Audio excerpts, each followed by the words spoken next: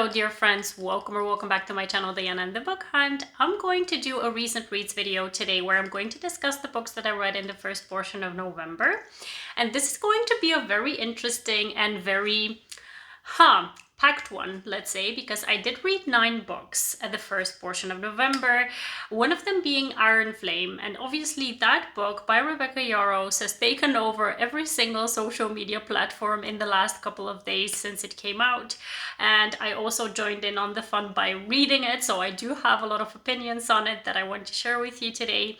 I didn't do a designated reading vlog because I didn't do one for Fourth Wing, so it kind of didn't make sense for me to make one for Ironflame either, and it's also the second book within a series and I really didn't want to make a vlog that is filled with spoilers, so I'm just going to leave it to my thoughts in this kind of wrap-up recent read situation. Let's just go ahead and dive in because I do have 9 books to talk about and I want to make it as short and sweet as possible. The first book that I picked up is one that was recommended by Caitlin from The Love Librarian. She recommended it, I think, in her stories or in one of her posts on Instagram. The book is called Plie by A.H. Cunningham. Can we just stop and take a look at that gorgeous cover? Have you ever seen something so appealing? I mean, it's just the best kind of cover that I've seen in a while. It's graphic a little bit. It's also very beautifully portrayed as an illustrated cover, and it just has the right amount of like spice in it so that you can get curious to pick it up. I really love this story. I gave it 4 stars, first of all. The story revolves around our heroine, who is a dancer and a dance teacher. She has this studio that she is managing, and she has classes with young kids but also with adults, I think. And her romance is between herself and one of the kids from her studio's dads. And at the beginning of the book, they kind of have a bit of a kind of a push and pull relationship because he's very serious and he kind of thinks that she's a bit flaky, but he doesn't really get what her deal is at the start. And there is a secondary subplot within this book where they both join this sex club where he wants to be trained to be a dominant, and she has been in this club for a while, so she's a submissive there, and they get linked up, but they're both wearing masks, so they don't know who they are respectively at the start of the book. So we've got this plot of a secret identity, we've got a sex club, we've got a lot of BDSM situations and a lot of immaculate spice. And we also have this situation of her not wanting to fall for one of her students' fathers. So it's a very good read. I really immensely enjoyed it and I definitely recommend the audio for it. The second book I want to talk about is Only for a Week by Natasha Bishop. This book I've seen going around everywhere. I saw that again, Caitlin from The Love Librarian rated it really highly. I think she gave it 5 stars. And I saw, I think, Bree from In Love and Words also love on this book. So I definitely wanted to pick it up. And it has the exact types of tropes that I absolutely love. It involves a destination wedding. It's set in Mexico, if I'm not mistaken. We've got our heroine. Her sister is getting married. And her sister is getting married to her ex. And everyone in her family and friend group thinks that she's having a hard time accepting that her sister is getting married to her ex, but she's actually completely over him and she wants to convince everyone that she's completely fine with the situation, but nobody believes her. So they go on this destination wedding where they've taken the week before the wedding off to do some activities, and her sister is a complete bridezilla. She's horrible. This is the only thing that kind of it took a wrong turn for me at certain points within the book, but I did understand why it was used in the way it was used within the book. So eventually I did give it 5 stars, I have to say, because I really enjoyed the book. I really enjoyed the romance within the book, but the sister could have fallen off a cliff if you ask me. And we've got our hero. He's part of the wedding party as well. He's one of the groom's best friends, and he is kind of a pining hero. He's always had a thing for the heroine, but it's kind of a forbidden situation because she used to be his best friend's girlfriend. And we've got a lot of situations of them having forced proximity. They have an immense attraction together. It's just such a good book. I definitely recommend it. Next up, I picked up a holiday romance, one of the first ones that I picked up this year. The book is by Codi Hall. The book is called There's Something About Mary. And the book is one that I really enjoyed, I have to say, for a holiday romance. Typically, holiday romances can be a bit corny or a bit kind of unoriginal, but I really like this one. It involved a secret identity as well. We've got the hero and heroine who live on the same Christmas tree farm, so they work together as well. And he's a single dad and he's really focused on his kid, so he's like not dating at all.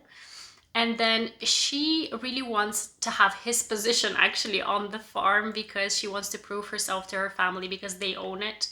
And she wants to run the farm essentially. So she kind of has a bit of a rival feeling against him, but at the same time, she does appreciate how well he takes care of his kids. So she does have respect for him. And then they live in this small town, so they don't have a lot of options to date. So both of them sign up to this website and they link together, but they don't know like their real identity. So yeah, they start to chat and they really get involved and have a splendid time and find out that they really are matching together, but at the same time they don't know who they are, so they're going to meet up and see who they are, and that kind of is a very interesting and kind of awkward situation. So yeah, I really enjoyed this one. I gave it 3.5 stars, and if you want to pick up a quick holiday read, this one is definitely a nice one. The next book that I picked up because I thought it was a holiday romance, but it actually turned out that it isn't. I think I was fooled, at least I fooled myself, because I saw that it's kind of a snowy cover and I thought that it was a holiday romance, but it wasn't. But I started reading it and I was like, I am interested in this kind of a trope, so I am going to continue on with it. The book is called In for a Penny by Rina Gray. And it's a romance between a woman and a man who are both in the bookish world. So that is something that I definitely want to read because I'm yet to find one with this kind of setting where both of the heroes, or actually either the hero or the heroine, are within the publishing world or are writers. And that I really fall in love with the romance. So I was really rooting for this one, but unfortunately it kind of fell flat for me. We've got our hero and heroine who, the hero is a very well-known author. She is an aspiring author and she wants to get into this writing camp, like writing retreat, that is managed by him. But he has recently decided that he doesn't want to do it anymore, so he kind of cuts her off. So she's sending her applications and he's like, no, I'm not doing it anymore, and also you're not a very good writer. So she was really persistent in wanting to find out why he has this opinion of her, and eventually he relents and lets her come over so that he can kind of coach her. And it's a romance between the two of them. I had some issues with this book and I don't want to go too much into them because it is an enjoyable read. I gave it 3 stars. It's not a bad read per se. It's just that when I pick up a book that involves people who are writing, I just want to have a bit more. I'm expecting a bit more and it just didn't deliver for me, so I gave it 3 stars. And then I picked up another book that I actually discussed in my previous video that I posted about the Christmas romances. The book is called Let It Snow by Michelle Stimpson. This book involves 2 characters who are stranded at an airport because of a storm, and they are stranded on Christmas Eve. So they kind of want to save Christmas for everyone who is stranded at the airport, and they kind of gather forces together to try and save Christmas, and they get to know each other in the process and fall in love. I really enjoyed this one. I gave it 4 stars, and I definitely recommend it if you want to pick up a holiday novella. I read another novella that actually also involves a destination wedding, very much like Only for a Week. The book is called Take a Chance by Miyeko May. It's very short, it's about 70 to 80 pages, but for such a short novella, it just packs a punch. There is a lot to discover within it, and I really enjoyed it. It involves 2 people who used to know each other in high school, and both of them had a crush on each other, but they didn't know about it. And now that they're adults, they come together at this resort, I think again in Mexico. He's there for his brother's wedding. She's there because she just needs some time off and she's relaxing on her own because her friend was supposed to come with her, but at the last moment she couldn't. So both of them, they see each other, they reconnect, and he invites her to participate in the wedding activities, and it's just such a fun read. I love reading about weddings, destination weddings specifically also, so I really like this one. I gave it 4 stars. It's time to talk about Ironflame by Rebecca Yarros. I was thinking whether I should leave it for last, but let me just go ahead and mark it off because I just have some thoughts. Obviously, I'm not going to spoil anything here because it's the second book within the series, the first one being Fourth Wing. But basically, I really enjoyed it. I have to start with that. I really flew through it, even though it was, I don't know how many hours the audiobook was, but it's quite a chunky book. But there's just a lot going on within this book. And I've heard a lot of critiques from people who have already read it that the start is kind of slow.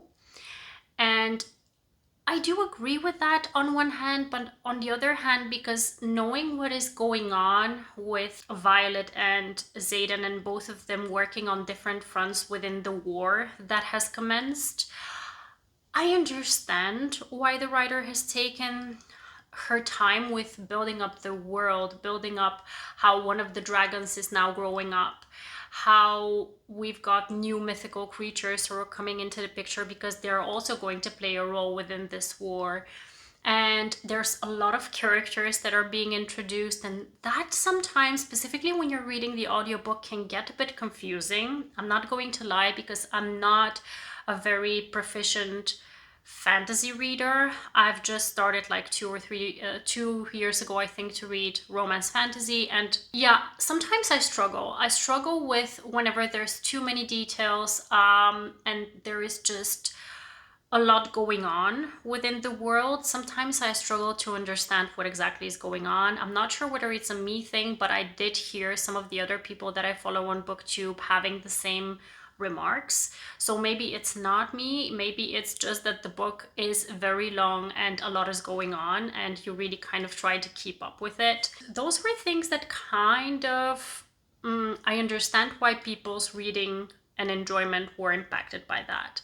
There's also the thing that the cliffhanger from the first book, something happened that I'm not going to mention so I don't spoil it, but we were I think we were led to believe, or at least my experience as a reader is that with that cliffhanger, the beginning of the book, the second book, should have been Violet spending the time with the situation that she was thrown in. And I felt like that scene was so easily kind of rushed through, and she didn't spend time with the people from the cliffhanger in the first book. And I was like, I wanted to know more. I wanted to know what has happened here and how did that happen. You eventually find out, obviously, but it's just kind of rushed through. So that is another thought that I had that I definitely wanted to share. Now, to avoid spoilers, but to still tell you what really bothered me within the book is Violet and Xaden, the main hero and heroine within the book, who have fallen in love, they have a very big push and pull situation going on in this book. And that is because they're in a political situation where Xaden needs to keep secrets because those secrets are potentially dangerous for both his love interest as well as the people that he's trying to protect, so the nation basically. And Violet is putting ultimatums on him to share those secrets, and she's using their relationship as that ultimatum. And it kind of sucks that that is repeated over and over again throughout the book. I do understand that people who are in the new adult stages would typically go into that kind of state of mind of trying to give an ultimatum to get an easy access to what they're trying to get. But at the same time, she kept repeating herself over and over and kind of sabotaging her own relationship with her love interest because she is pushing for something that is not in her best interest. So I do get Xaden's point of view, and I also do get Violet's point of view, that she just wants him to give something, to kind of make a compromise so that she can understand whether he really loves her. But yeah, that really kind of, I was like over it at some point. So I do have to say that because I really, in the end, I really enjoyed this book, and I'm very much looking forward to what is going to happen in the third book. The cliffhanger in the second book is also one that really leaves you curious about what is going to happen in the next portion of the book, of the third book. So I did really enjoy it, and I gave it 4.5 stars. But if I let it marinate a little bit more, all of the things that kind of irked me about the book will make me lower it to 4 stars. At the moment, I've put it to 4.5, rounded it up to 5, because it was really a book that I devoured. So that typically makes me think that it's a book worth reading, a book worth picking up. So yeah, this is kind of my overview. I don't know if I rambled too much, but I overall think that both of the books are worth the hype. I've got 2 more books to cover. The first one is one that I wanted to finish by the end of the year. The book is called Rootbound by Tarah Dewitt. So I read Funny Feelings, a book by this author, at the start of this year, and I really did enjoy the writing style, so I wanted to try one more book by this author. And I had this one available to me on audio, and I did enjoy it. I again gave it 3.5 stars, which is similar to the rating that I gave Funny Feelings. There's just something missing for me within the, I don't know, the romance, or I don't know what it is. I just missed something within the story. The book centers on a heroine who has recently gotten divorced, and she was in a very kind of a tough situation because she was married to her best friend, and she was very much in love, and she very much didn't want to get divorced. But her husband fell in love with one of her best friends, and he fell in love because he simply had more in common with the other woman than with the heroine. He did still regard her as his best friend, but he just fell out of love with her. So this is a very kind of heartbreaking situation for the heroine, and she kind of is like, what am I supposed to do now? She's a photographer, and she gets this opportunity to go on this ranch to take some pictures for the magazine she works for. And it turns out that it's actually the ranch, or like the farm, that is of her estranged father's. She has a bad relationship with that part of her family, and she really doesn't want to go, but because she has financial needs, she decides to go. The hero is one of the guys who works at this ranch. And I think that what really made a difference for me to really enjoy this book is the hero, because he's kind of stoic, kind of grumpy, kind of reserved, and I think he's also a little bit misunderstood, and he has the looks. He's very tall, very kind of muscular, and everyone is thinking like, oh, he's a catch because of his looks, but he's actually a very decent guy. And they become neighbors on this farm. They live next to each other, so they spend a lot of time together, because I think they're kind of like insomniacs as well, so they spend a lot of time together, and they fall in love. So I really did enjoy this story, because we've got kind of a rediscovery of who you are when you get divorced. So I did appreciate that within the book. I also appreciated the hero.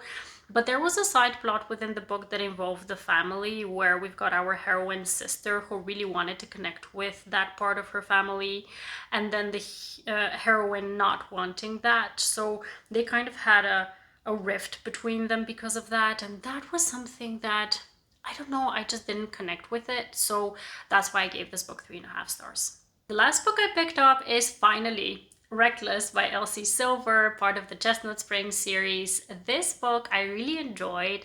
I had a bit more hopes for it because I was very curious about Winter's character. It turned out that I really loved this book because of the hero. The hero, Theo, he is a rodeo rider. He is kind of the protege of the hero from the first book, Flawless, Red. And and he has a one-night stand with our heroine Winter. They have a surprise pregnancy and he doesn't know that she's pregnant. She tries to tell him, but something happens that kind of hinders him from knowing. And when the baby's already, I don't know, like a year old, he finds out that he's a father, and he is all in. When he finds out that he has a daughter, he wants to get to know her, he wants to be in his daughter's life, and he also still has feelings for Winter. So this book has so much goodness within it, but I kind of had more expectations for Winter's character. I wanted more out of her, but it was still a good read. I still enjoyed it. I enjoyed the banter between the two characters. Elsie Silver does banter so well, and the sexual chemistry between them is also amazing. So it was definitely a read worth picking up. It was not my favorite out of the series. That is still Heartless for me, I think, but I definitely did enjoy it more than Powerless. So do with that what you will. And yeah, these were all the books that I managed to pick up in November. Thank you so much for sticking around. Let me know if you've read any of the books that I mentioned and what you thought about them. Let me know what you thought about Ironflame if you picked it up. And I hope to see you very soon in the next one. Have a wonderful, marvelous day. Happy reading. Take care and bye-bye.